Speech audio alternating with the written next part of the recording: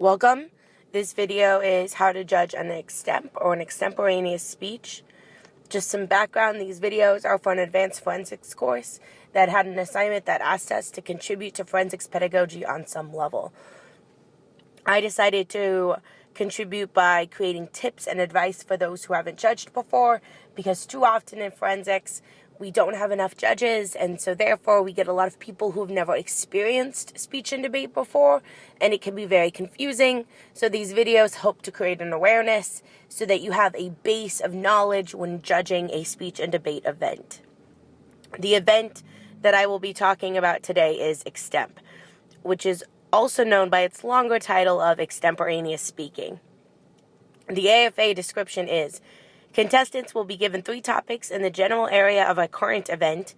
They will choose one and have 30 minutes to prepare a speech that is the original work of the student. Limited notes are permitted. Students will speak in listed order. Posting of topics will be staggered. The time limit for this event is different from most other events in that they will speak for a total of 7 minutes.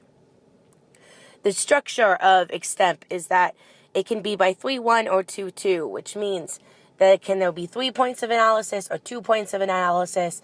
If there are 3 points, generally there will be one main example to support those lines of analysis, but sometimes competitors can do 2. If it's a 2-by-2 structure, that means there will be 2 main points of analysis with 2 main points to support those points of analysis. Generally, every speech will start with an attention getter, how it has an argument, how the question relates to that argument.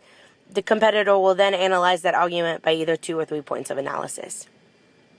Each point of analysis will be further exemplified through 2 main examples. Now, ballot writing.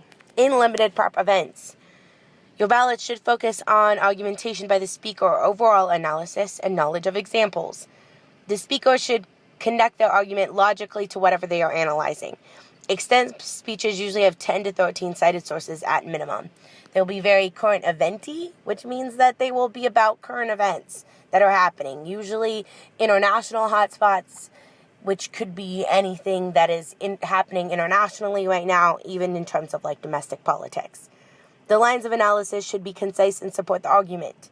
How they relate back to the question, how they support the speaker's thesis is important. And finally, examples to support the lines of analysis should all be different and offer different perspectives on the issue. How do they relate their examples back to their lines of analysis, and how make sure that these lines of analysis are ultimately different from each other. And lastly, you should always, after you're done writing a ballot, give an RFD, which stands for reason for decision. It's a nice way to end your ballot because it gives the speaker a reason why they didn't get your 1 if you chose not to give them your 1. It could be for that the other speakers had better argumentation or better examples, things of that nature. As long as you tell them why you didn't give them their 1, the speakers will be ultimately happy. As an ending note today, if you're ever confused within a round, you can always ask the ballot table or even competitors within the round to ask them to explain an event to you.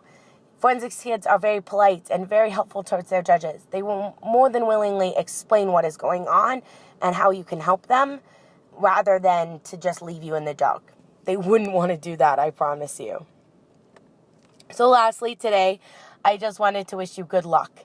And thank you so much for judging, because like I said before, we are constantly in search of judges within the forensics community, and we are happy to have you back at any point in time. As some quick little notes that might help to illuminate some norms, the first thing that you need to know about in terms of norms is being double entered. Now, double entered means that when a competitor first walks in to sign into a round, they will put their name on the board with their code. If they write something after that, such as DE or TE, that means that they're double entered or triple entered, which means they are entered in a different event in that same pattern other than the round that you are judging. You should allow these competitors to go first, because that means that they have somewhere else to be. Also, you should never worry about waiting for a competitor to show up. You should always start a round on time. As soon as the ballot says you should start the round, then you should start your round. Competitors will come and go as they please. Just make sure that you've seen all competitors before returning to the ballot table. And if there is one that has been running late or you think is not going to show up, just make sure you mention that to the ballot table and they will tell you what to do in that situation.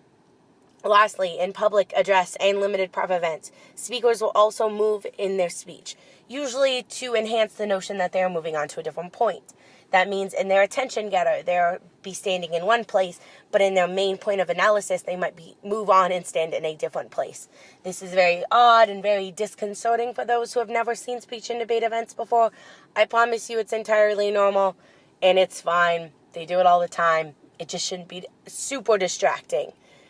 And with that, I wish you the best of luck judging. Thank you.